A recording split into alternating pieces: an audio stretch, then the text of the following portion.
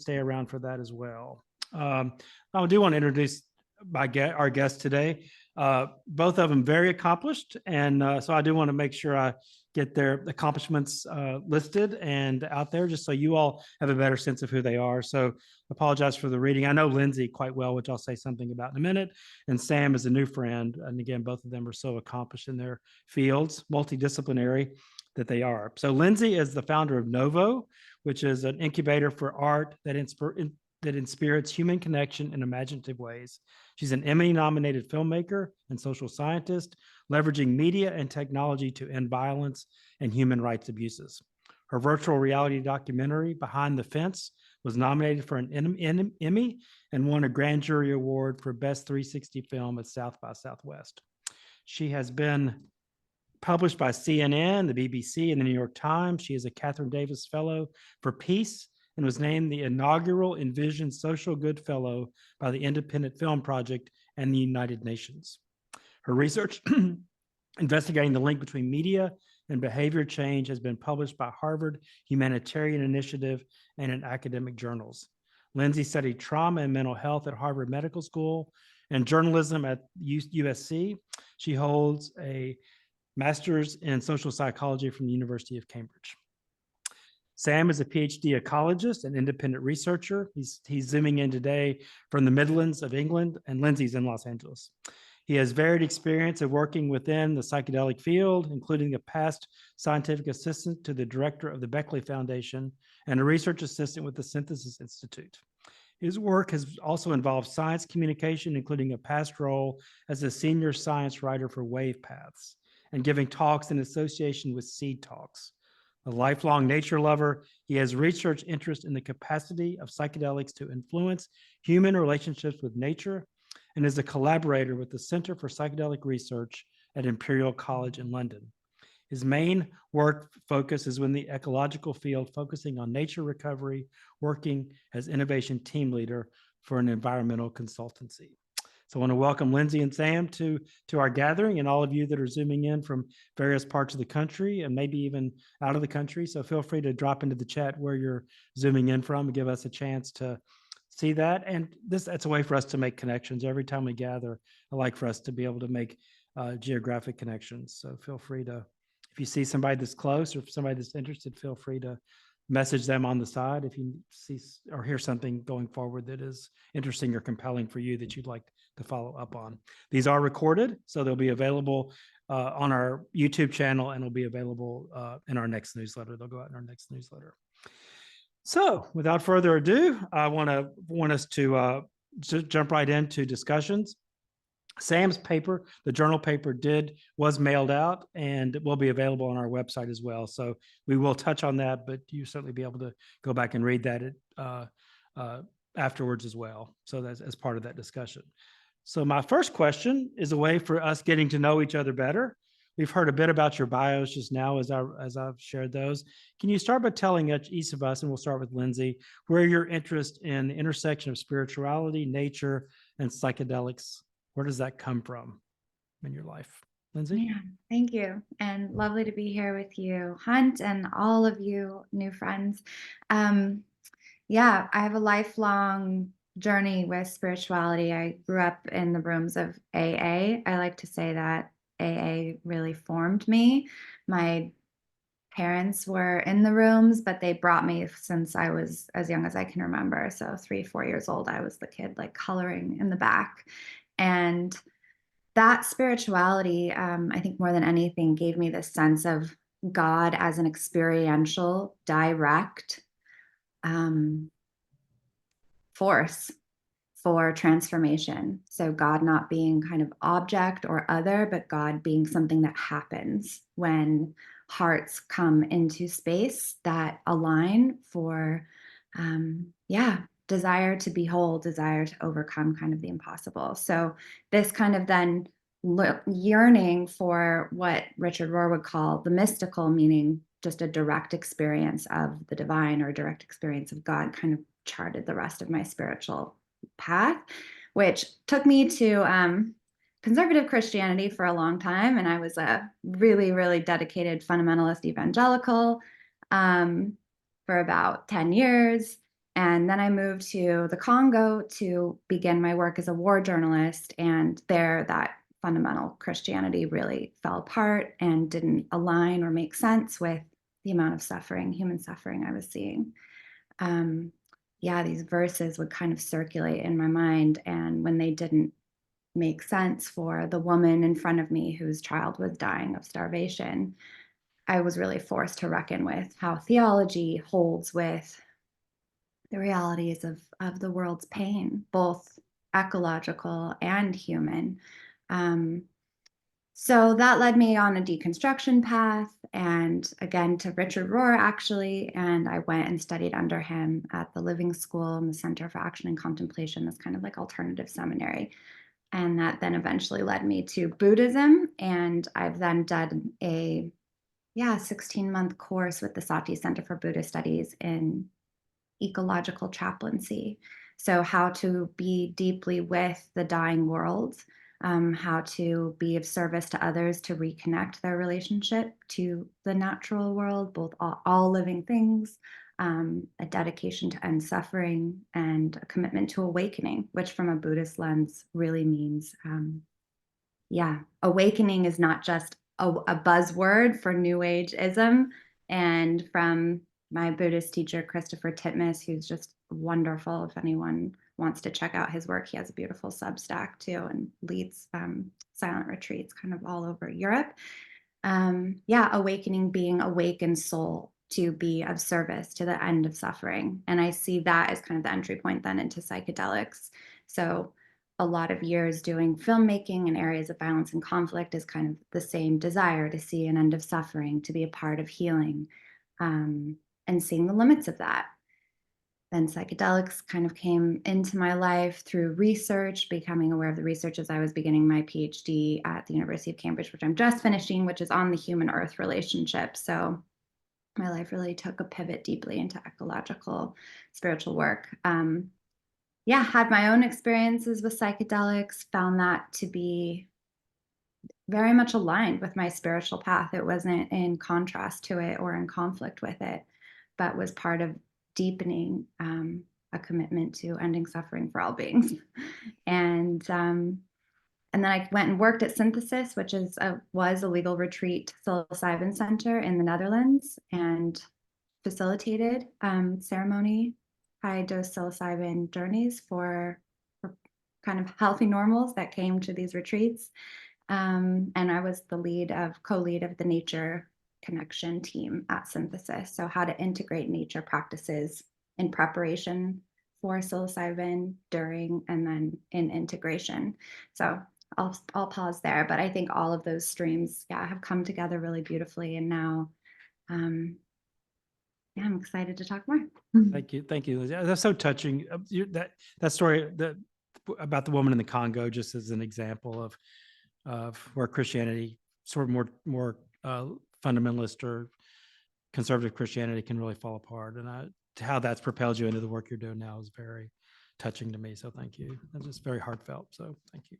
Sam, what about for you, for your own journey, this intersection of spirituality and psychedelics and nature? What brought you here? Well, thank you. It's really lovely to be here, and it was nice to, Lindsay, I know obviously some of your journey, but interesting as well to hear the whole thing in a condensed version. So I guess my own kind of path has always been nature-based, in the sense that that's always been a kind of burning passion.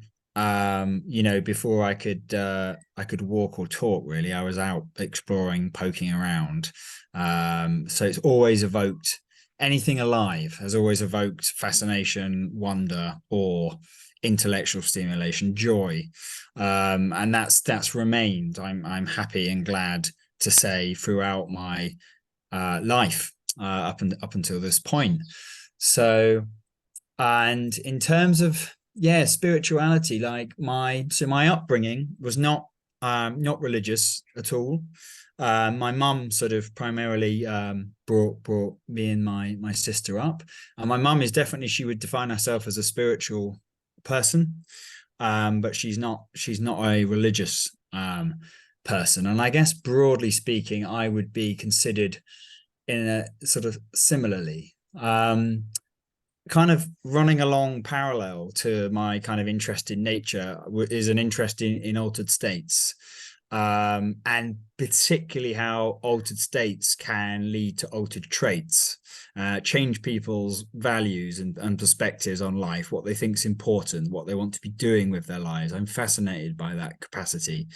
And I've delved into not just psychedelic experiences, mystical experiences, but also things like out-of-body experiences, near-death experiences, the overview effect that, the astronauts experience seeing planet Earth from space, all these big, powerful experiences humans can undergo. And despite the variation in those experiences, despite the variation in the individuals having those experiences, there are core themes that emerge between them. The importance of connection to self, others, world, universe, or a spiritual principle. I think connection is essentially a sciencey, no baggage term for spirituality, in a sense. My view of spirituality, and this will differ, so it's important I guess I define that before I go on. But some people, when they think of spirituality or when they define it, it's something supernatural. It has supernatural connotations, and for me, I don't view it like that. My take on spirituality is that it's about connecting to something greater than the self. And that can be something deeply transpersonal, but it doesn't have to be. It can be the universe or the planet, and to nature. And I think that's sort of, that's been, I would consider that a part of my spirituality. But not just that, I feel that, what I've learned from these altered state experiences and how they shift people's views and values, I try and live by those values. And it also allies to, confessions of people on their deathbed, when people are facing the end of their lives, and this tremendous levity that comes through facing your own mortality imminently. It washes away everything that's not core. So there's tremendous wisdom, I think, that we can learn from the dying, and we can take that and live that, enact it in our lives before we sort of get to our dying day. So I guess in some sense, I'd be broadly considered probably a pantheist, I guess, in terms of sort of nature being part of my spiritual sort of framework, if you like, but also trying to live by the values that do seem to come through for people in these experiences. So trying to be a positive force, and do good unto others, as you would have done unto you. And use this time while I'm alive to learn new things about this place that I'm at, and do what I can within my capacity to contribute something to the greater whole. And I feel that that's part of my scientific work, because it's an entirely voluntary venture. I don't get paid, and I do it all in my free time on the side of a full-time job. And I'm not getting my little violin out. Like, I do that because I enjoy doing it. It gives me a sense of meaning and value and importance. But for me, it's my scientific work is kind of like a spiritual act, because it's a way of giving back to something that's bigger than me, but also something I can do and I'm getting better at. So I think that's sort of kind of it in a nutshell, really. I was, as you're talking, Sam, I was thinking, I wish religious Christians and other religious people could see that as what we're really supposed to be doing, is using our gifts and for the greater good. And of course people do, but I think that's part of the religious impulse that gets lost a lot. So really, to dig down a little bit deeper now, Sam, and I'll come back to you, Lindsay, in just a second, but just about your work, you said that your own research and your own learning is part of your own path. And I'm wondering, and you've done research around psychedelic experiences in natural settings. So I'm wondering what you're learning about specifically about that, about what psychedelic experiences or ceremonies or journeys can be like in nature, as opposed maybe to being inside. So. Yeah, so no, it's a good question. So unfortunately, at this time, it's really early days. So at least here in the UK, it's pretty rigid, like the law in terms of how something like psilocybin can be administered. It has to be administered in a monitored research hospital indoor setting, and it's very much against the law to deviate from that setup in any way. So it's interesting, you know, other places like, for instance, Synthesis, where Lindsay and actually myself, I was also involved with the eco-psychology side of things there, to kind of get the ball rolling. And then Lindsay came in and sort of like kept on vamping it up. And then obviously Oregon and Colorado as well, new opportunities are presenting themselves there now with the decriminalization of organic psychedelics. So there is seemingly greater flexibility beginning to kind of open up in some quarters. But yeah, what's really interesting to me, and this is looking at the potential of psychedelics or something like psilocybin or ayahuasca, well, particularly psilocybin, because it tends to be administered in you know, very indoor, nature lacking, individually tailored settings or contexts. And one of the things that I find quite fascinating is that even when psilocybin is administered in that context, it can still quite reliably elicit these enduring shifts into how people relate with nature. And that to me is really interesting, because if you look at the wider nature connectedness literature and look at interventions that can enhance people's connection to nature, their relationship to nature, and these are things such as nature-based educational or engagement programs over an extended period, for instance, half an hour of daily contact with nature over a 30-day window, residential stays in national parks, nature restoration, eco restoration kind of activities, things like this. Unsurprisingly, nature is very much the main center stage focus of all of those interventions, as you'd expect for something that's trying to kind of enhance someone's relationship with nature. But the fascinating thing about psilocybin is that it can elicit those shifts in spite of the setting rather than because of the setting. And that's interesting for a few reasons. Firstly, like, you know, one kind of, I think, fairly solid working model for how psychedelics work is that they act as non-specific psychic amplifiers. So they can kind of bring to the surface things that are otherwise sort of buried in our subconscious. And with that, they can potentially amplify sort of, yeah, values or things that are sort of bubbling under the surface, perhaps. But this kind of effect kind of slightly, well, it goes against it in the sense that it's not obviously magnifying the setting. I mean, we could get all philosophical and say it does, you know, even in a clinical setting is nature. It's just nature that's being rearranged by the hand of humans.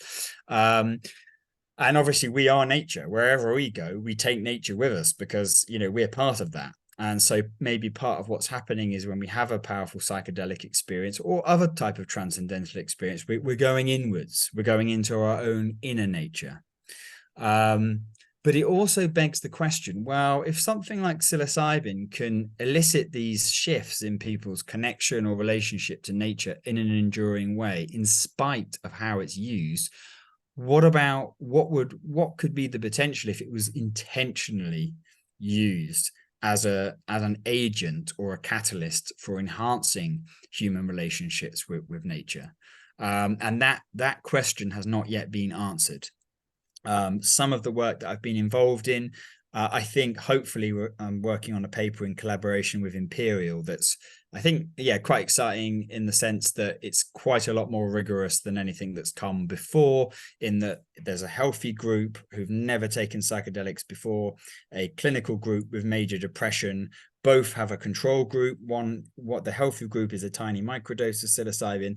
The clinical group is a leading antidepressant. So both have a control groups, and then we sort of follow them up long term. So 3 and then 6 months later. And the results, the sort of, for the kind of shift that happens in nature connectedness, again, even when administered in a clinical setting, is quite compelling. So hopefully that once that's maybe published, it will kind of help sort of advance the conversation and maybe kind of like open up minds a bit more as to the potential of using nature-based settings. Because very recently, actually, there's been some work published showing that nature-based settings can or predict positive outcomes with people using psychedelics naturalistically or in the wild, so to speak. Things like greater happiness and life meaning and general optimism and positivity. Very interestingly to me as well, one of the things that they were found to predict was the perception of human insignificance. And I say that because I do, having been in the psychedelic field for a few years, I do worry there is a capacity for psychedelics to maybe inflate egos. And I wonder, could incorporating nature-based settings act as an anti-ego inflation salve by sort of embedding us in a greater whole and reminding us that no, we are insignificant little specks in the cosmic scheme of things, but that recognition of our insignificance is in fact highly significant. They're sort of go quite well together.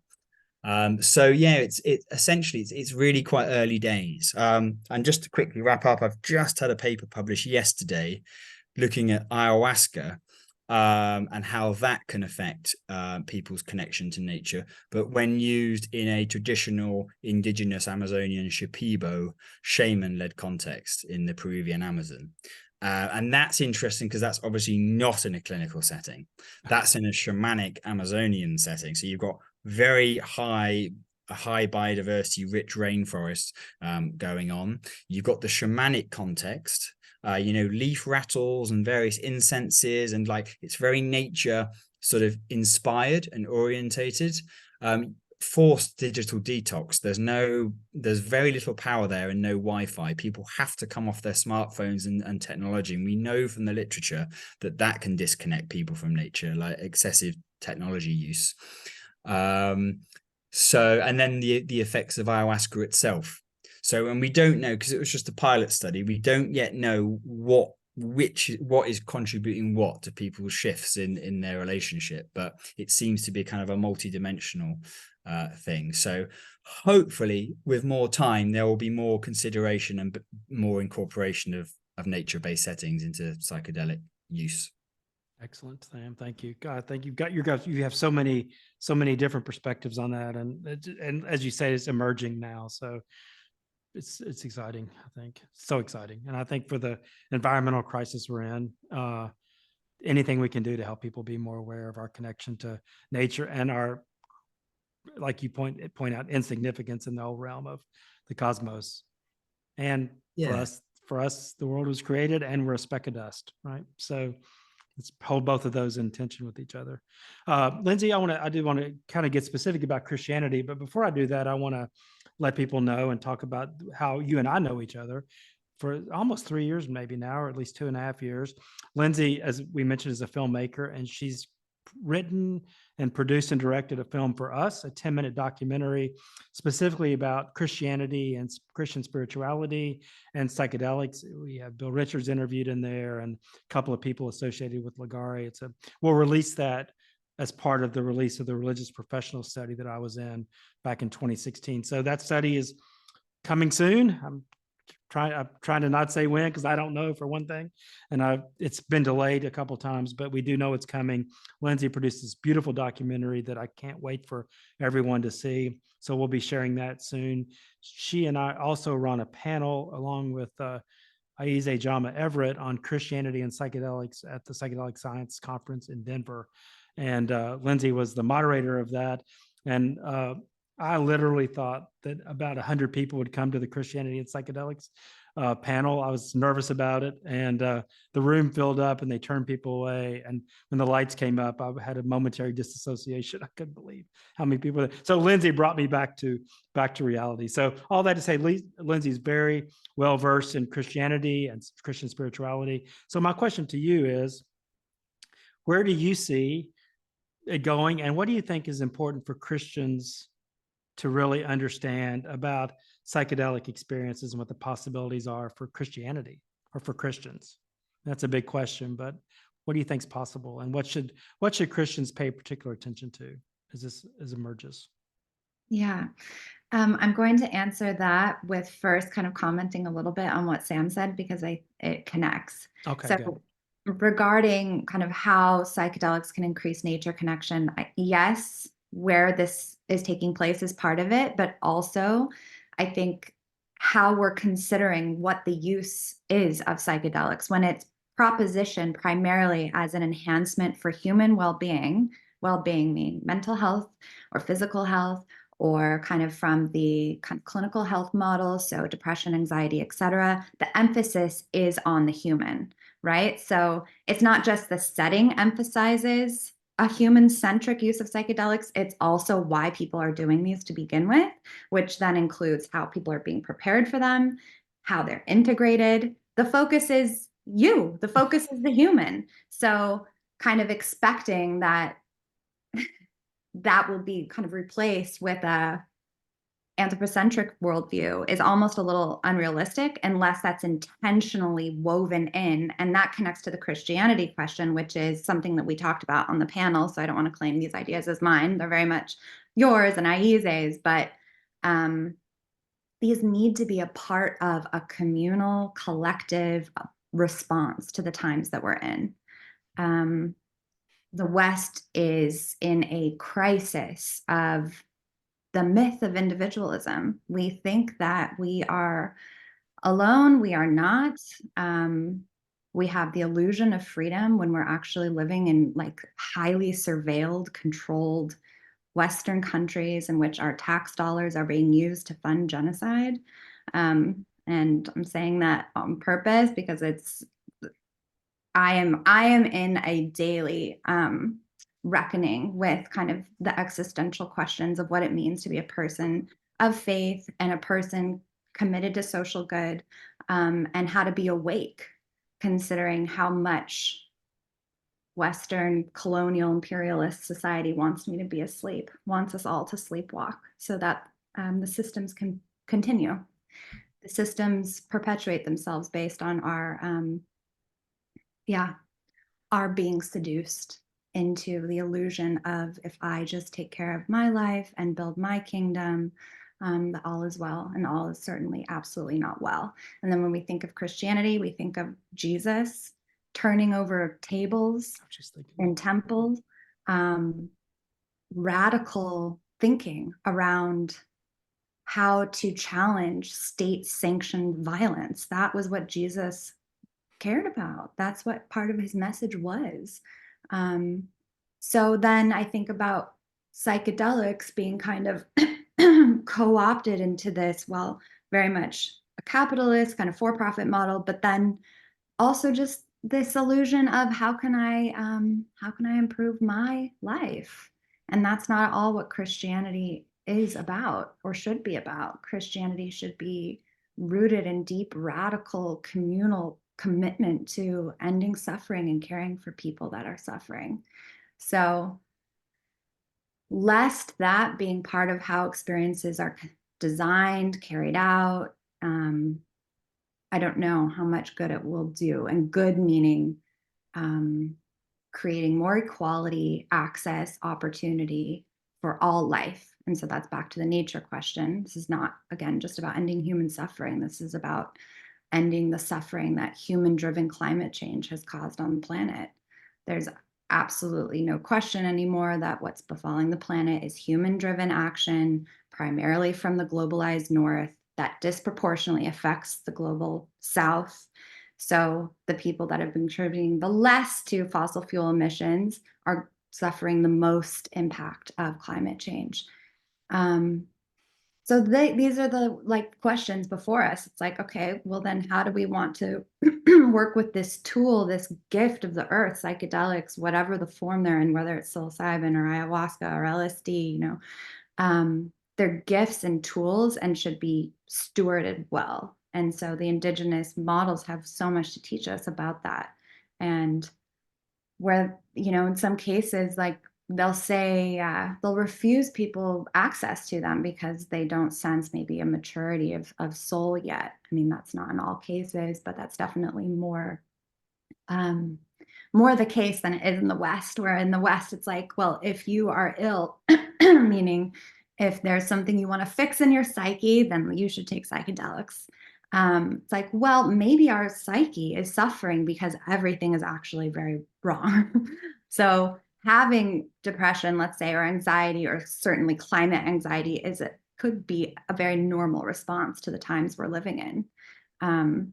To be up at night worrying about the future doesn't show a maladaptation to me. That shows that somebody's actually paying attention. So I would, it would be terrible if psychedelics were used to kind of,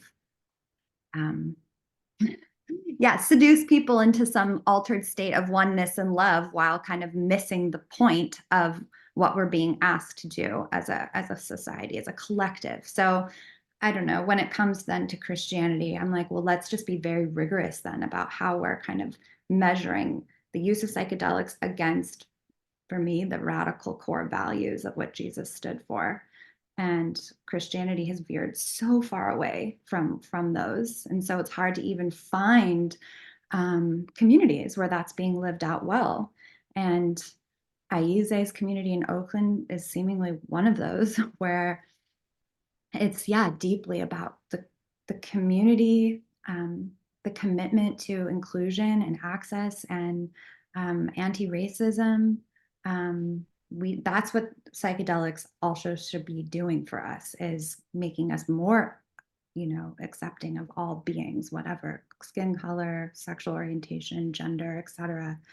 And if it's not doing that, then it doesn't seem very interesting or useful. And same goes with nature connection, right? And also, I mean, as we know, psychedelics impacts are something that happens over a long time after the actual experience. And we don't have longitudinal research really on like 10 years, 20 years, 30 years. What happens to people's life values, choices, creativity, etc. We just don't know. But anyone that's used these compounds knows that, even 3 months, 6 months is a helpful kind of metric for shifts. But really, this can put people on new trajectories for a lifetime, and and it should. And I'll pause there. No, thank you, Lindsay. Gosh, I'm glad I have a recording of this, because that was just a beautiful. Both of you have done a beautiful job of casting a vision, I think. So, and specifically around Christianity, what I say often is this: if this is about healing, and I would say not just our individual or even social or culture, but the healing of the whole cosmos, I think, which is what Judaism and Christianity, at least, and I would say Islam, that ultimately the goal is the healing of all the created order. And that includes certainly a lot more than just my little anxiety or depression issue or whatever it is. So I think to keep the world's religions accountable for our greater mission and our greater calling, which is so far beyond where it's playing out right now, especially in the West, so to heal the cosmos, to heal everything, the environment, to accept a response, to be contrite, to confess our own brokenness and the damage we've done to the environment is the first step toward then moving into space of healing for ourselves and everything. So, and I do think I did think of Jesus overturning the tables in the temple as we need that level of anger ourselves to deal with what we're facing. So, and I do think that without us figuring out a way to reverse the climate crisis or to do something, the rest of these discussions are moot. It doesn't matter. It really doesn't matter if we don't have a planet to live on, or if it's dying around us. So it's heavy, and it needs to be, because it's critical, and we're in a crisis, multiple crises. So Sam, I want to now come back to you, especially around these issues around the environment. And what do you think? And Lindsay's touched on this too, I think, from a Christian perspective and our own Buddhist perspective. But what changes in perspective do you think we need, and what might psychedelics facilitate in order to us to more honestly and in a more committed way face the environmental crisis that we're looking at? climate collapse, really? Well, so I think one of the core, reliable, dependable features of psychedelics, and this has been, partly come out of some work that I was involved in with collaborator friends at David Luke, Alex Irvine, and we published this paper, Transpersonal Ecodelia, it's called, and it was a really fun, interesting study paper because there's quite a few papers now looking at how psychedelics can shift people's connection to nature, but there hadn't really been any work on actually what's happening under the surface, like how and why is that changing. And this study shone light on that, on the underlying mechanisms of change. And there were quite a few things sort of in the mix, experiences of deep awe, transmogrification, so people under the influence of a psychedelic shifting their mental form and taking the form of other species, and sort of gaining empathy from the perspective of other beings through that. But the central mechanism by far, the most primary mechanism of change, was experiences of interconnectedness with nature. And I kind of refer to psychedelics as catalysts of connection. And that's one of I think these states of interconnectedness is sort of, it's one of their hallmarks, and also of the mystical experience as well, that can happen both with or without psychedelics. In fact, the central keystone really of that experience is the unity and interconnectedness with all, with God, with universe.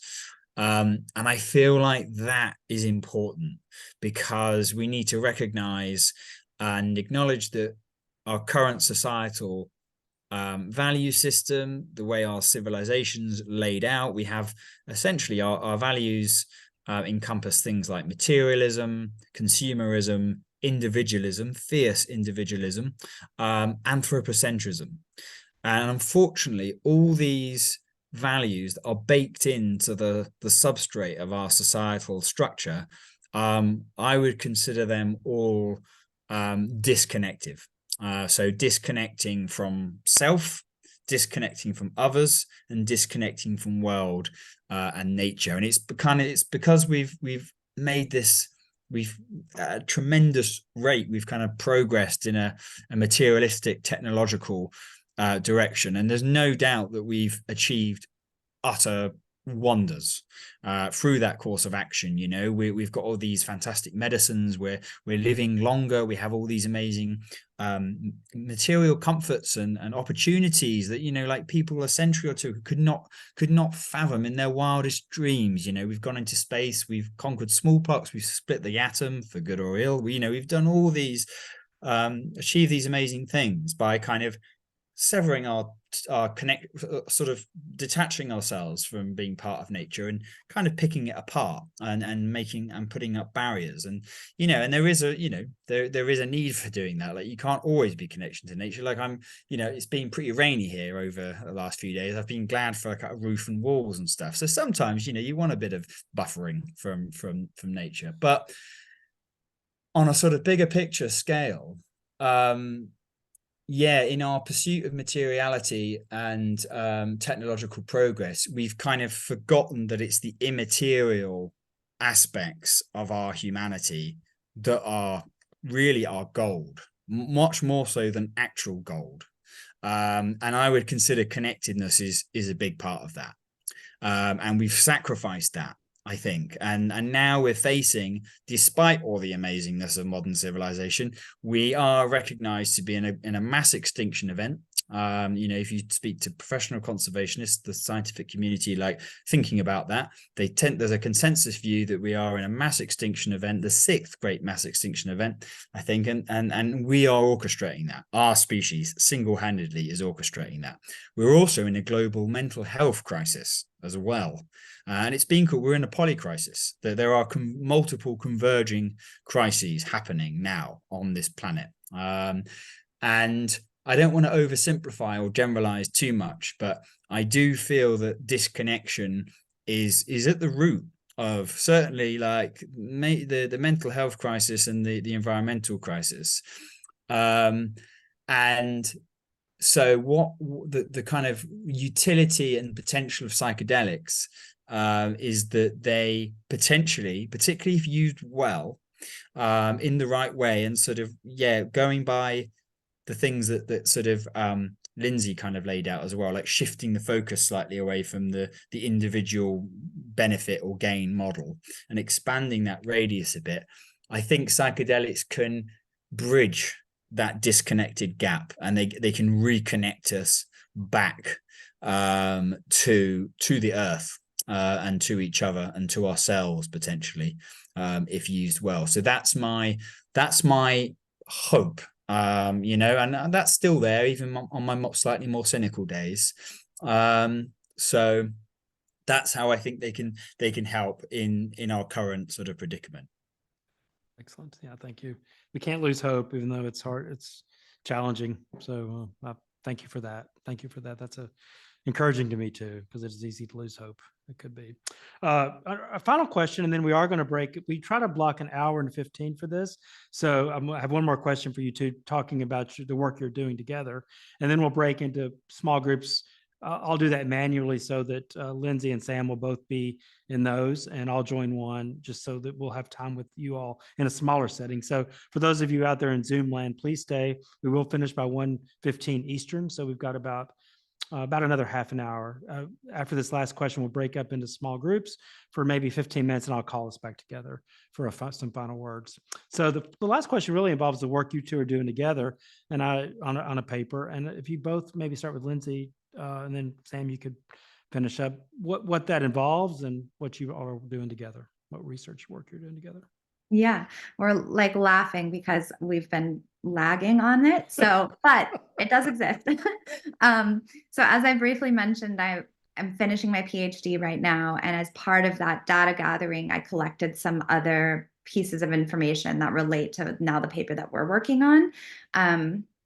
And so Sam had already found in his research that psilocybin kind of rises to the top of the pile in terms of how, its predictive capacity for nature connectedness, which is measured by a certain scale. And we could get into that. It's very kind of nerdy and detailed, but there's kind of a lot of debate actually about how do you properly measure nature connectedness. We're talking about something that is multidimensional, and we're limited in psychological research with often using these psychometric scales, which, they're self-reported kind of scales. So the best attempts to do so are still useful in helping us pick apart kind of how these constructs relate to each other and what are their relationships.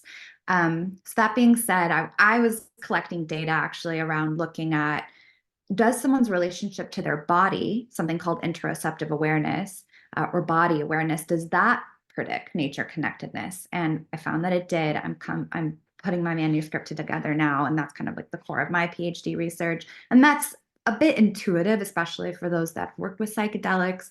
There's an incredible capacity for these compounds to help increase one's sense of their inner bodily signals and sensations, and kind of restoring a connected relationship between one and their physical body. But how that kind of maps onto nature connection is really fascinating, where so much of nature connection is the ability to slow down and really pay attention and be mindful of one's surroundings enough to actually allow that relationship to open, develop, and then for there to be an emotional connection. A lot of the nature connection research shows that it's contingent on an emotional relationship with nature, not knowledge, not information, not facts and figures, not kind of like, learning about the names of plants. It's is there a subjective emotional connection? Basically just how humans relate to humans, or humans relate to anything that's alive. So that being said, I wanted to collect information about psychedelics and see if there was then that same kind of pattern. Does psilocybin predict nature connectedness above LSD, ayahuasca, DMT? And we found that yes. And then also kind of a profile of the types of people that will be more affected by psilocybin than later increasing their nature connectedness. And so one of those pieces that I think is quite interesting and useful to this conversation is the aspect of spiritual beliefs or religious association. And from the data, we can see that spirituality predicts this connection to nature relatedness, but not religion. So if someone is identifying strongly with a particular religion, that relationship, it doesn't exist with nature connection. However, if someone is spiritual, it does. So that's quite interesting in terms of like what we're kind of wanting or hoping that people believe, and how that could lead them to be more connected to nature. And then secondly, looking at political beliefs. It's kind of an assumption, especially within the climate change space, climate science space, that liberal left-leaning people might be more apt to engage in pro-environmental behaviors. What we found was actually the more radical left-leaning, the less strong the relationship actually was. So kind of more moderate political beliefs. So that should also kind of get people off of the hook from trying to convince, like, you know, all of your neighbors and things about particular political beliefs. It's less important than actually people having an experience with nature themselves. And other social psychology research shows this, that social norms are more predictive of social behaviors instead of personal beliefs, which political beliefs would fall underneath. Of course, this is a huge topic, but Right. and it's going to become even more prescient as we get closer to the US presidential election, when these things get extremely volatile and intense. So get friends and family to have experiences of connection with nature instead of trying to convince them to support a certain politician even, or have specific political beliefs. It's not as linear a connection to how they'll actually live in the world. Oh my God. Wow. So Sam, I don't know what you want to. That's beautiful. Thank you. Yeah, Sam, what would you add to that? I think you did a pretty good job, really, of covering the main bases. I'm kind of like racking my brain to what I can add to that.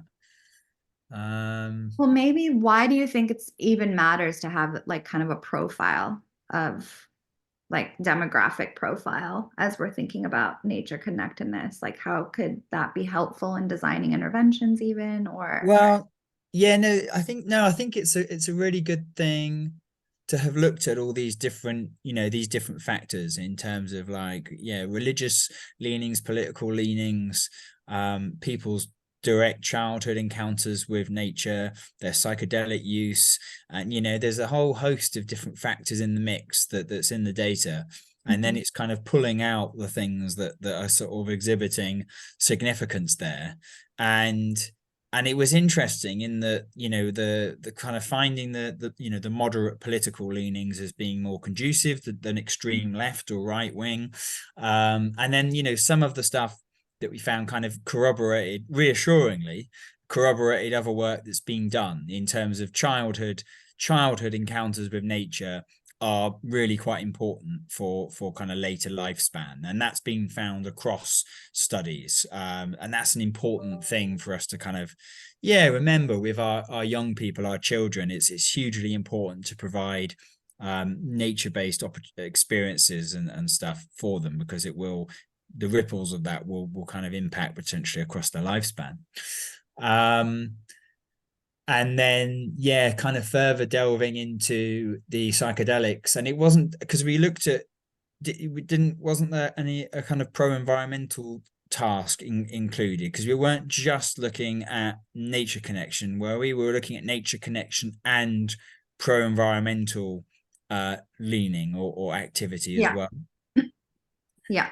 So that's interesting, because it kind of like but it kind of bolsters. Like Lindsay mentioned, I was a part of a study. Well, I had the idea for it, and then I kind of let the other scientists do the work. But we kind of I kind of contacted all these researchers that had complementary data sets looking at type of psychedelic and nature relatedness and the association between them, based on my colleague David Luke's research. He did a sort of study, kind of an initial study, looking at different types of psychedelic and a few other drugs as well, and looking at their association between usage of those and people's connection to nature and their ecological concern. And in David's single study sample, It's like 150 people or something. Psilocybin was top of the pile. And I found that interesting, you know, like why say more than mescaline cactus or ayahuasca or LSD and, you know, like things like this. So I wanted to see, you know, if we kind of like ask that same question, but with a much larger data pool to call from, will we get the same answer or will it be another one? So we analyze these 5 independent data sets. And once again, psilocybin was top of the pile. In fact, it was really the only psychedelic that was on the pile at all, in that it was the only one to have a positive association. And that kind of intrigued me. And I don't know why, can't explain it. I mean, when I, you know, give talks to people, they're like, well, you know, fungi are organisms of interconnection, and I agree with that. I get it, but the skeptical scientist in me would say, well, yeah, but how does that property imbue the psilocybin molecule and then ripple out into people's brains in that way? But that's a side tangent. And what's important to kind of acknowledge with things like nature connectedness is, as Lindsay said, you know, you can only really ask people about their relationship with nature. You can't put them in a brain scanner and scan their brains, even though that's not quite as rigorous science as some neuroscientists might lead you to believe. You can only really ask them and grade their scores on a kind of sort of varying scale of items answers and sort of produce a composite score. But there's this thing, and you get it with other behaviors as well, or values and behaviors, called the value action gap, where just because someone completes a scale and feels a certain way or expresses that they have awareness or concern about something, that does not mean it necessarily translates to behavioral change. There's this value action gap between value and behavioral change, and you tend to need a bit more sort of oomph to actually, for people to kind of get off their ass and like change their lifestyle or change their behavior to do something. So, and that's an important thing to caveat, because some people look at psychedelics and they go, oh, look, they can shift people's connection to nature, they're going to save the world, we're going to be fine. And it's like, whoa. They're maybe not on their own going to usher in an ecological age of Aquarius. Anything that can help, great. An extra tool on the table, fantastic. But let's also keep it grounded, and not get ahead of ourselves. So it was nice to kind of be working with Lindsay on this, because I think it kind of it's an extra step forward, showing not only is there this association between psilocybin use once more coming out of the woodwork as being important, but it's also linking it to actual some pro-environmental behavior changes as well. So it's kind of it's bolstering the case that for whatever reason there seems to be something interesting about psilocybin. And I don't know how much that is cultural. I'll just quickly like finish and saying there was a Brazilian study was published also looking at psychedelics and nature relatedness. And intriguingly, in the Brazilian sample, ayahuasca was top of the pile in terms of eliciting nature connectedness. Psilocybin was in second place. And that to me was intriguing, because it kind of hints that cultural factors are important here. They are in the mix, because if you think of Brazil, ayahuasca's a much more familiar, culturally integrated psychedelic. At least here in the UK, and you know, applying it to the US as well, ayahuasca is not a native psychedelic. It's from an alien ecosystem. It's a rainforest plant or mixture of plants.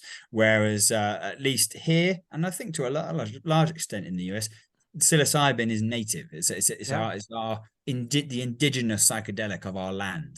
So maybe that feeds into people's views when it comes to this. And we don't know the full answers to this. It's kind of, we need to do more work. I think that's a very interesting insight too. I'm out on the Georgia coast and in Southeast Georgia, and people tell me that psilocybin mushrooms grow in every cow pasture all over South Georgia. So I mean, it is. So that'd be an interesting. It's part of our own environmental culture. So in our that's what I want. That's what I want. Yeah, that's good. All right. Well, I do know some people need to break or step away because it's been an hour, but if you can stay, please, we're going to break into groups for about 10 minutes and then come back just to have some final words. But if you are leaving, thank you for coming, and this will be available. The recording will be available to share and to watch again. And we'll break into 2 rooms, one that Lindsay will be in and one that Sam will be in, and I'll get that set and then I'll join too. And then we'll be in there 10 minutes and then come back for about 5 minutes to wrap up. So thanks to everyone that came if you can't stay, and then please stay if you can for a few more minutes. Give me just a second to get these rooms created and we'll be on our way.